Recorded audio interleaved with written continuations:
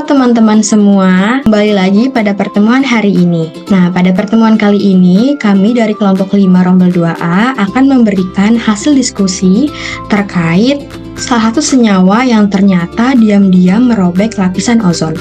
Nah, bayangin aja, ada senyawa yang kelihatannya itu biasa sekali, sering dipakai di industri, di laboratorium, bahkan pernah jadi bagian penting di lemari bahan kimia. Tapi ternyata senyawa ini punya peran jahat yang nggak kelihatan. Contohnya seperti merusak lapisan ozon. Padahal senyawa ini tidak meledak, tidak berbau menyengat, tapi dampaknya bisa membuat langit menjadi lebih panas. Nah, kenalin, ini dia CH3CCl3, si pelarut yang diam-diam merobek ozon. Yang pertama, kita perlu tahu dulu apa itu CH3CCl3. Nah, CH3CCl3 atau lebih tepatnya trichloroethana atau nama umumnya dikenal sebagai metilkloroform, ini memiliki struktur molekul seperti pada di gambar, yaitu terdiri dari 2 atom karbon dengan 1 karbon terikat ke 3 atom klorin dan satu lagi terikat ke 3 atom hidrogen. Nah, bentuk dari strukturnya ini memiliki cabang sederhana dari etana. Tapi dengan substitusi 3 atom Cl di 1 karbon yang membuat senyawa ini menjadi haloalkana. Selanjutnya adalah mengenal dari sifat fisik senyawa trichloroethana. Senyawa ini itu memiliki wujud yang cair dan tidak berwarna, lalu memiliki bau yang sedikit manis seperti kloroform tapi lebih ringan. Lalu juga titik didihnya ini berada di sekitar 74,1 derajat Celcius, titik lelehnya berada di min 30 derajat Celcius. Massa molar ya ini sebesar 133,4 gram per mol. Juga senyawa ini tidak larut dalam air tapi larut dalam pelarut organik. Oke, selanjutnya yaitu peranan CH3CCl3 dalam fenomena lubang ozon. Yaitu yang pertama itu transportasi ke stratosfer, yang mana dimulai setelah senyawa ini dilepaskan ke lingkungan di mana ia menguap dan terbawa oleh sirkulasi udara. Meskipun konsentrasinya lebih rendah dibandingkan dengan gas-gas lainnya, CH3CCl3 dapat mencapai lapisan stratosfer. Di stratosfer ini, senyawa terpapar sinar ultraviolet yang intens yang dapat menyebabkan proses fotolisis di mana ikatan kimia di dalam CH3CCl3 terpecah dan melepaskan atom klorin.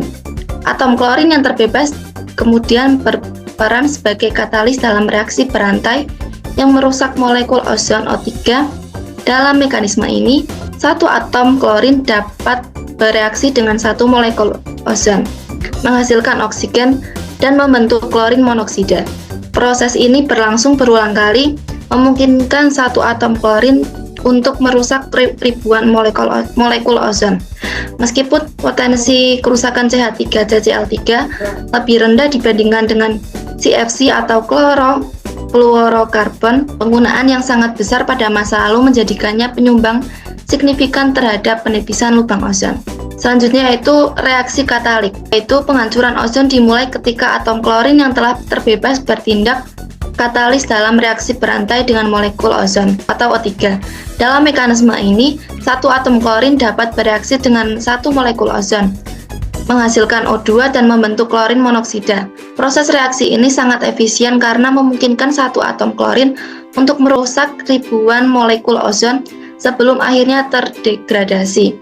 Meskipun potensi kerusakan yang ditimbulkan oleh CH3CCl3 lebih rendah dibandingkan dengan CFC, penggunaan yang sangat besar pada masa lalu menjadikannya penyumbang signifikan terhadap penipisan lubang ozon. Dengan demikian, pemahaman tentang mekanisme reaksi ini sangat penting untuk upaya perlindungan lapisan ozon dan lingkungan secara keseluruhan. Pengetahuan ini mendorong pengembangan kebijakan dan regulasi yang lebih ketat untuk mengurangi emisi senyawa berbahaya dan melindungi lapisan ozon dan kerusakan lebih lanjut.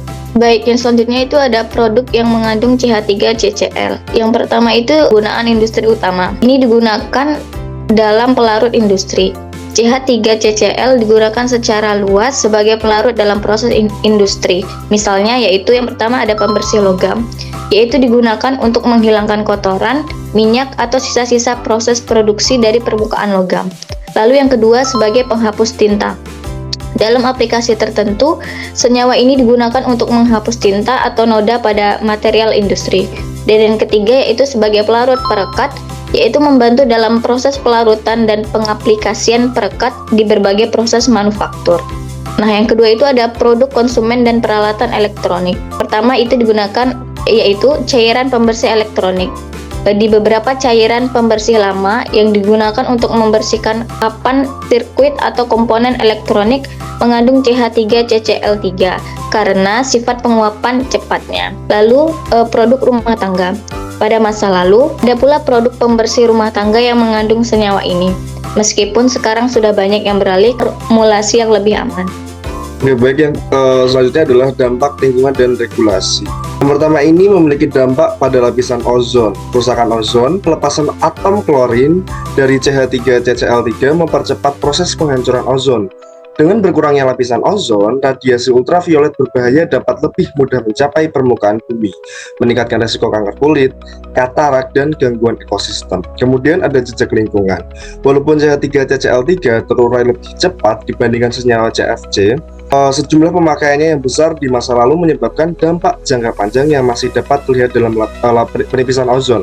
Atau singkatnya seperti ini, CH3CCl3 merusak ozon melalui pelepasan klorin, menyumbang terhadap pembentukan lubang ozon, terutama di kutub. Dampaknya menurun berkat pengurangan penggunaannya secara global. Ada regulasi internasional. Protokol Montreal, penggunaan CH3CCl3 telah dibatasi secara ketat melalui Protokol Montreal, sebuah kesepakatan internasional yang bertujuan mengurangi dan menghapuskan bahan-bahan penipisan ozon. Efek regulasi, seiring dengan pelarangan dan pergantian senyawa ini oleh alternatif yang lebih ramah lingkungan, konsentrasi CH3CCl3 di atmosfer telah menurun. Meskipun sisa-sisa historis dan efek jangka panjangnya masih menjadi perhatian. Kemudian ada dampak bagi kesehatannya nih.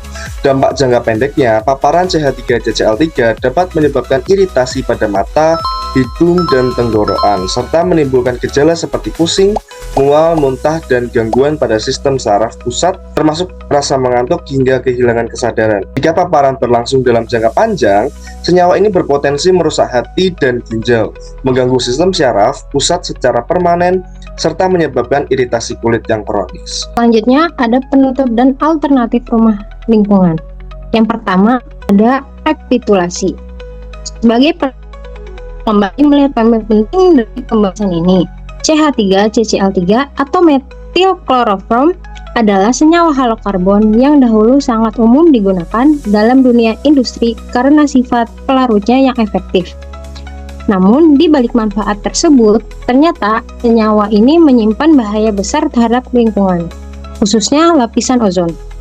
Ketika terlepas ke atmosfer, senyawa ini bisa mencapai lapisan stratosfer, di mana ia terurai oleh sinar UV dan melepas atom klorin.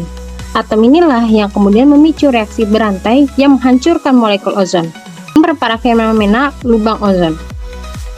Kita telah melihat bagaimana penggunaan mencakup berbagai produk dari pembersih logam, tinta, hingga produk rumah tangga yang kini sebagian besar telah dibatasi berkat kesepakatan internasional seperti Protokol Montreal. Kedua, ada alternatif ramah lingkungan. Seiring meningkatnya kesadaran lingkungan, berbagai alternatif telah dikembangkan dan kini mulai digunakan secara luas. Beberapa contohnya adalah pelarut berbasis air, yaitu menggantikan pelarut organik dengan pelarut berbasis air yang memiliki dampak lingkungan yang jauh lebih rendah.